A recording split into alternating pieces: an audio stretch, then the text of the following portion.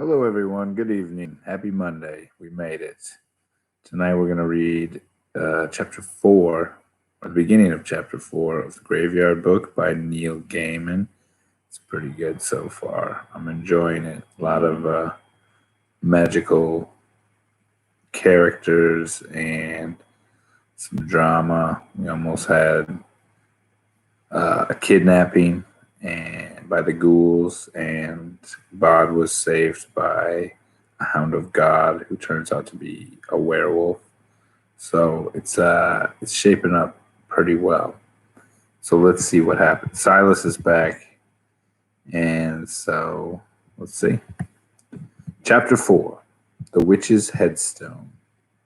There was a witch buried at the edge of the graveyard, and it was common knowledge. Bod had been told to keep away from that corner of the world by Miss Owens as far back as he could remember. Why? He asked. "'Tain't healthy for a living body," said Miss Owens. "There's damp down that end of things. It's practically a marsh. You'll catch your death." Mr. Owens himself was more evasive and less imaginative. "It's not a good place," was all he said.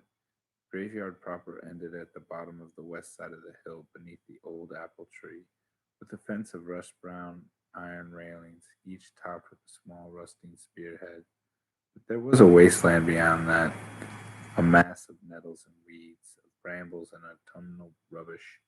And Bod, who was on the whole obedient, did not push between the railings, but he went down there and looked through. He knew he wasn't being told the whole story, and it irritated him. Bod went back up the hill to the little chapel near the entrance of the graveyard, and he waited until it got dark.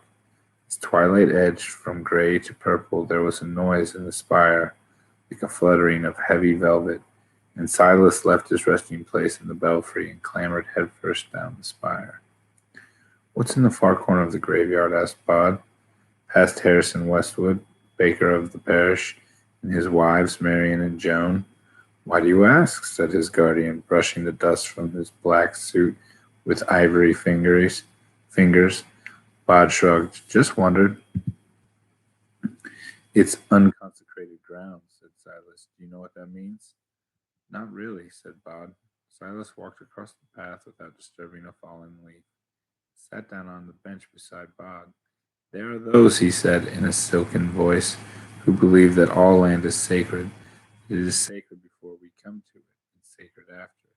But here, in your land, they bless the churches and the ground they set aside to bury people in, to make it holy. But they left land unconsecrated beside the sacred ground. Potter's fields to bury the criminals and the suicides or those who were not of the faith." "So the people buried in the ground on the other side of the fence are bad people?" Silas raised one perfect eyebrow. Oh, not at all. Let's see. It's been a while since I've been down that way, but I don't remember anyone particularly evil. In days gone by, you could be hanged for stealing a shilling. There are always people who find their lives have become so unsupportable they believe the best thing they could do would be to hasten their transition to another plane of existence. "They kill themselves, you mean?" said Bod. He was about 8 years old, wide-eyed and inquisitive, and he was not stupid. "Indeed. Does it work? Are they happy or dead?" "Sometimes. Mostly no. It's like the people who believe they'll be happy if they go and live somewhere else, but who learn it doesn't work that way.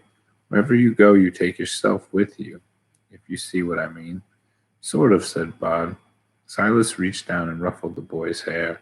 Bod said, "What about the witch?" "Yes, exactly," said Silas. "Suicides, criminals, and witches. Those who died unshriven." He stood up in a midnight shadow in the twilight. "All this talking," he said, "and I have not even had my breakfast. While you be late for lessons." In the twilight of the graveyard there was a silent implosion, a flutter of velvet darkness, and Silas was gone. The moon had begun to rise by the time Bod reached Miss Pennyworth's mausoleum, and Thomas Pennyworth, here he lies in the cemetery of the moft glorious resurrection, was already waiting, and was not in the best of moods. "You are late," he said. "Sorry, Mr. Pennyworth. Mr. Pennyworth tutted. The previous week, Mr. Pennyworth had been teaching Bod about elements and humors, and Bod had kept forgetting which was which. He was expecting a test, but instead Mr. Pennyworth said, I think it is time to spend a few days on practical matters. Time is passing after all. Is it? Asked Bob. I'm afraid so, young Master Owens. Now, how is your fading? Bob had hoped he would not be asked that question. It's all right, he said. I mean, you know.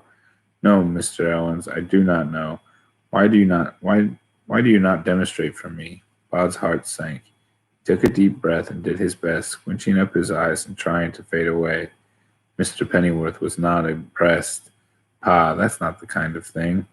Not the kind of thing at all. Slipping and fading, boy, the way of the dead. Slip through the shadows, fade from awareness. Try again." Bod tried harder. "You're as plain as the nose on your face," said Mr. Pennyworth, "and your nose is remarkably obvious, as is the rest of your face, young man, as you are. For the sake of all that is holy, empty your mind now. You are an empty alleyway. You are a vacant doorway. You are nothing. Eyes will not see you. Minds will not hold you. Where you are is nothing and nobody." Bod tried again, closed his eyes, and imagined himself fading into a stained stonework of the mausoleum wall, becoming a shadow on the night and nothing more. He sneezed. "Dreadful," said Mr. Pennyworth with a sigh. "Quite dreadful. I believe I shall have a word with your guardian about this." He shook his head. "So, the humors, list them. Sanguine, choleric, phlegmatic, and the other one, melancholic, I think." And so it went until it was time for grammar and composition with Miss Letitia Burrows, spinster of the parish, who did no harm to no man all the days of her life. Reader, can you say likewise? Bod liked Miss Brown and the coziness of her little crypt, and that she could all too easily be led off the subject. "They say there's a witch in unconsecrated ground," he said. "Yes, dear, but you don't want to go over there. Why not?" Miss Burrows smiled with the guileless smile of the dead. "They aren't our sort of people," she said. "But it is the graveyard, isn't it? I mean, I'm allowed to go there if I want to." "That," said Miss Burrows, "would not be advisable." Bod was obedient, but curious, and so when lessons were done for the night, he walked past Harrison Westwood, Baker, and Family's Memorial, a broken-armed angel, but did not climb down the hill to the Potter's End. Instead, he walked up the side of the hill to where a picnic some 30 years before had left its mark in the shape of a large apple tree.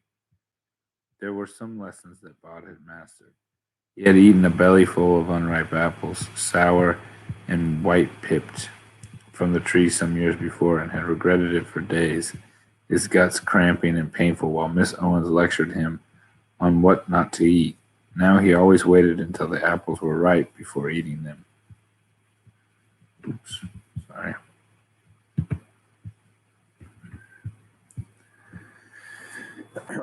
And never ate more than two or three a night.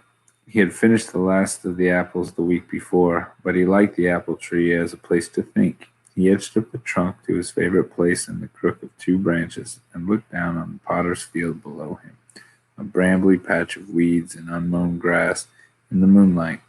He wondered whether the witch would be old and iron-toothed and travel in a house on chicken legs, or whether she would be thin and sharp-nosed and carry a broomstick. Bod's stomach growled, and he realized that he was getting hungry. He wished he had not devoured all the apples on the tree, that he had left just one. He glanced up and thought he saw something. He looked once, looked twice to be certain. An apple, red and ripe. Bod prided himself on his tree climbing skills. He swung himself up, branch by branch, and imagined he was Silas, swarming smoothly up a sheer brick wall. The apple, the red of it almost black in the moonlight, hung just out of reach. Bod moved slowly forward along the branch until he was just below the apple. Then he stretched up, and the tips of his fingers touched the perfect apple. He was never to taste it. A snap, loud as a hunter's gun, as the branch gave way beneath him. A flash of pain woke him, sharp as ice, the color of slow thunder down in the weeds that summer's night. The ground beneath him seemed relatively soft and oddly warm. He pushed a hand down and felt something like a warm fur beneath him. He had landed on the grass pile where the graveyard's groundskeeper threw the cuttings from the mower and had broken his fall. Still, there was a pain in his chest, and his leg hurt as if he had landed on it first and twisted it. Bod moaned. "Hush, are you a husher, boy?" said a voice from behind him. "Where did you come from?" Dropping like a thunderstone. What way is that to carry on?" "I was in the apple tree," said Bod. "Ah, let me see your leg. Broken like the tree limb. I'll be bound." Cool fingers prodded his left leg. "Not broken. Twisted, yes. Sprained, perhaps. You have the devil's own luck, boy, falling into the compost. 'Tain't the end of the world." "Oh, God," said Bod. "Hurts, though." He turned his head, looked up and behind him. She was older than him, but not a grown-up, and she looked neither friendly nor unfriendly. Wary, mostly. She had a face that was intelligent, and not even a little bit beautiful. "I'm Bod," he said. "The live boy?" she asked.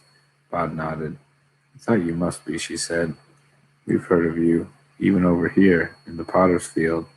"What do they call you?" "Owens," he said. "Nobody Owens. Bod for short." "How do you do, young Master Bod?" Bod looked her up and down. She wore a plain white shift, her hair was mousy and long, and there was something of the goblin in her face, a sideways hint of a smile that seemed to linger no matter what the rest of her face was doing. "Were you a suicide?" he asked. "Did you steal a shilling?" "Never stole nothing," she said. "Not even a handkerchief." "Anyway," she said pertly, "the suicide is all over there on the other side of that hawthorn, and the gallows birds are in the blackberry patch, both of them. One was a coiner, the other a highwayman, or so he says, although if you ask me I doubt he was more than a common footpad and night walker." "Ah," said Bod. Then, suspicion forming tentatively, he said, "They say a witch is buried here." She nodded. "Drowned and burned and buried here without so much as a stone to mark the spot." "You were drowned and burned?" She settled down on the hill of grass cuttings beside him and held his throbbing leg with her chilly hands. "They come to my little cottage at dawn before I'm proper awake and drags me out into the green. 'You're a witch,' they shouts, and fat and fresh scrub all pink in the morning, like so many pig wiggins scrubbed clean for the market day. One by one they gets up beneath the sky and tells of milk gone sour and horses gone lame. And finally Mistress Jemima gets up, the fattest, pinkest, best scrubbed of them all, and tells how as Solomon Porritt now cuts her dead and instead hangs round the wash house like a wasp about a honey pot. And it's all my magic, she says, that made him so, and the poor young man must be bespelled. So they strap me to the cucking stool and forces it under the water of the duck pond, saying if I'm a witch I'll neither drown nor care, but if I'm not a witch I'll feel it. And Mistress Jemima's father gives them each a silver groat to hold the stool down under the foul green water for a long time to see if I choke on it. And did you?" "Oh, yes, got a lungful of water done for me." "Oh," said Bod, "then you weren't a witch, after all." The girl fixed him with her beady ghost eyes and smiled a lopsided smile. She still looked like a goblin, but now she looked like a pretty goblin, and Bod didn't think she would have needed magic to attract Solomon Porritt, not with a smile like that. "What nonsense! Of course I was a witch. They learned that when they untied me from the cucking stool and stretched me on the green, 9 parts dead and all covered with duckweed and stinking pond muck. I rolled my eyes back in my head and cursed each and every one of them there on the village green that morning. Then none of them would ever rest easily in a grave. I was surprised at how easily it came, the cursing, like dancing it was, when your feet pick up the steps of a new measure your ears have never heard, and your head don't know, and they dance it till dawn." She stood and twirled and kicked, her bare feet flashed in the moonlight. "That was how I cursed them, with my last gurgling pond-watery breath, and then I expired. They burned my body on the green until I was nothing but blackened charcoal, and they popped me in the hole in the potter's field without so much as a headstone to mark my name. It was only then that she paused and seemed for a moment wistful. "Are any of them buried in the graveyard, then?" asked Bod. "Not a one," said the girl with a twinkle. "Saturday, after they drowned and toasted me, a carpet was delivered to Master Porringer, all the way from London town, and it was a fine carpet. But it turned out there was more in that carpet than strong wool and good weaving, for it carried the plague in its pattern, and by Monday 5 of them were coughing blood, and their skins were gone as black as mine, and when they hauled me from the fire, a week later it had taken most of the village, and they threw the bodies in promiscuous in a plague pit they dug outside of the town that they filled in after. Was everyone in the village killed?" She shrugged. "Everyone who watched me get drowned and burned." "How's your leg now?" "Better," he said. "Thanks." Pod stood up slowly and limped down from the grass pile. He leaned against the iron railings. "So were you always a witch?" he asked. "I mean, before that you cursed them all?" "As if it would as if it would take witchcraft," she said with a sniff, "to get Solomon Port mooring round my cottage." Which, Bod thought, did not say Which, Bob thought, but did not say, was not actually an answer to the question, not at all. "What's your name?" he asked. "Got no headstone," she said, turning down the corners of her mouth. "Might be anybody, mightn't I? But you must have a name." "Liza Hempstock, if you please," she said tartly. Then she said, "It's not that much to ask, is it? Something to mark my grave. I'm just down there, see, with nothing but nettles to show where I rest." And she looked so sad, just for a moment, that Bob wanted to hug her. Then it came to him, as he squeezed between the railings of the fence, he would find Liza Hempstock a headstone, with her name on it. He would make her smile. He turned to wave goodbye as he began to clamber up the hill. She was already gone. There were broken lumps of other people's stones and statues in the graveyard, but Bod knew that it would have been entirely the wrong sort of thing to bring the gray-eyed witch in the potter's field. It was nothing to take more than that. He decided not to tell anyone what he was planning on the not entirely unreasonable basis that they would have told him not to do it. Over the next few days, his mind filled with plans, each more complicated and extravagant than the last. Mr. Pennyworth despaired. "I do believe," he announced, scratching his dusty mustache, "that you are getting, if anything, worse. You are not fading. You are obvious, boy. You are difficult to miss. If you came to me in company with a purple lion, a green elephant, and a scarlet unicorn astride which was the King of England in his royal robes, I do believe that it is you and you alone that people would stare at, dismissing the others as minor irrelevancies." Bod simply stared at him and said nothing. He was wondering whether were special shops in the places where the living gathered that sold only headstones, and if so, how he could go about finding one, and fading was the least of his problems. He took advantage of Miss Borrow's willingness to be diverted from the subjects of grammar and composition to the subject of anything else at all to ask her about money, how exactly it worked, how one used it to get things one wanted. Bod had a number of coins which he had found over the years. He had learned that the best place to find money was to go afterwards to wherever courting couples had used the grass of the graveyard as a place to cuddle and snuggle and kiss and roll about. He would often find metal coins on the ground in the place where they had been, and he thought perhaps he could finally get some use from them. "How much would a headstone be?" he asked Miss Burrows.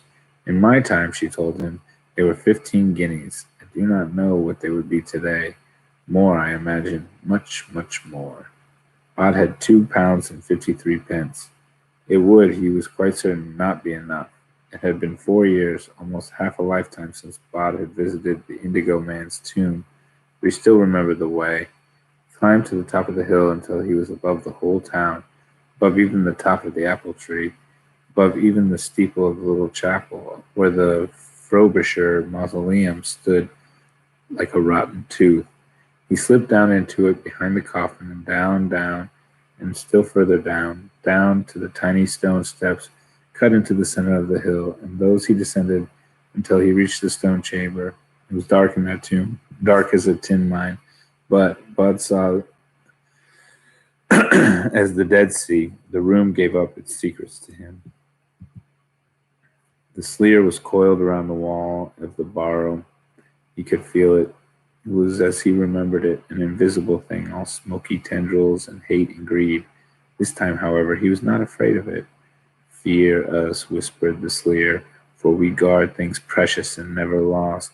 I don't fear you, said Bod. Remember, I need to take something away from here. Nothing ever leaves, came the reply from the coiled thing in the darkness. The knife, the brooch, the goblet, the sleer guards them in the darkness. We wait. Pardon me for asking, said Bod, but was this your grave?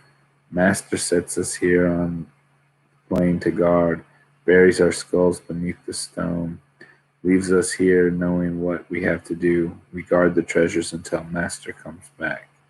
I expect that he's forgotten all about you, pointed out Bod. I'm sure he's been dead himself for ages. We are the sleer. We guard. Bod wondered just how long ago you had Bod wondered just how long ago you had to go back before the deepest tomb inside the hill was on the plain. He knew it must have been an extremely long time ago. He could feel the sleer winding its waves of fear around him like the tendrils of some carnivorous plant. He was beginning to feel cold and slow, as if he had been bitten in the heart by some arctic viper, and it was starting to pump its icy venom through his body. He took a step forward, so he was standing against the stone slab, and he reached down and closed his finger around the coldness of the brooch. Shh, whispered the sleer. We guard that for the master. He won't mind, said Bod. Took a step backwards, walking toward the stone steps, avoiding the desiccated remains of people and animals on the floor. The sleer writhed angrily, twining around the tiny chamber like a ghost smoke. Then it slowed. It comes back, said the sleer, in his tangled triple voice. Always comes back. Bod went up the stone steps inside the hill as fast as he could. At one point he imagined that there was something coming after him. Then he broke out of the top into the Frobisher mausoleum. He could breathe the cool dawn air. Nothing moved or followed. Bod sat in the open air on top of the hill and held the brooch. He thought it was all black at first, but then the sun rose and he could see that the stone at the center was black metal. It was swirling red. It was the size of a robin's egg, and Bod stared into the stone, wondering if there were things moving in its heart, his eyes and soul deep within the crimson world. If Bod had been smaller, he would have wanted to put it in his mouth. The stone was held in place by a black metal clasp, by something that looked like claws. Something else was crawling around it. Something else looked almost snake-like, but it had too many heads. Bod wondered if that was what the sleer looked like in the daylight. He wandered down the hill, taking all the shortcuts he knew through the ivy tangle that covered the Bartleby family vault, and inside, the sound of the Bartlebys grumbling and ready for sleep, and on and over through the railings and into the potter's field.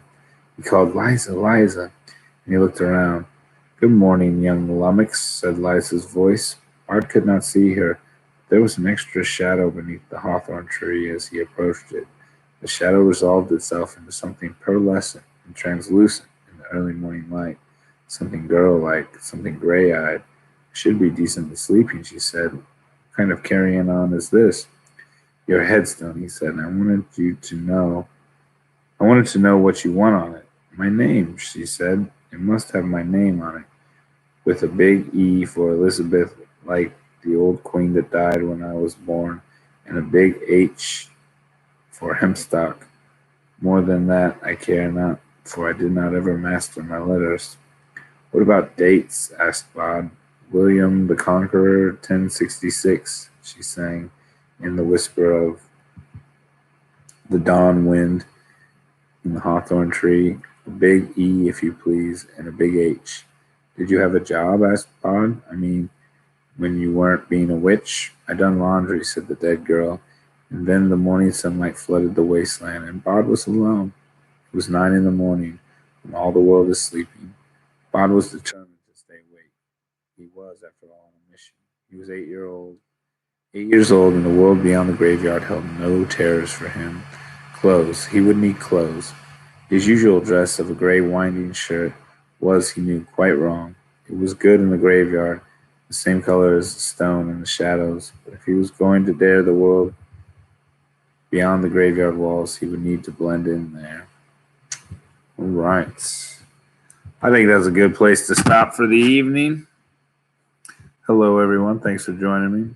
I hope you enjoyed that. It looks like Bod has a little crush on the witch, and he's trying to please her. So he's going to venture out into the world, which he knows nothing about, to buy a tombstone for her. So it's exciting. I wonder what's going to happen to him out in the world. Probably some interesting stuff. So you're going to have to join me tomorrow to make sure that you catch the end of this exciting story or exciting chapter. This book is not very long. It's only 8 chapters. So we're more than halfway done already. So we'll finish before school ends. Thanks for joining me. Take care of yourselves and your family, and keep reading, everybody. Thank you. Good night.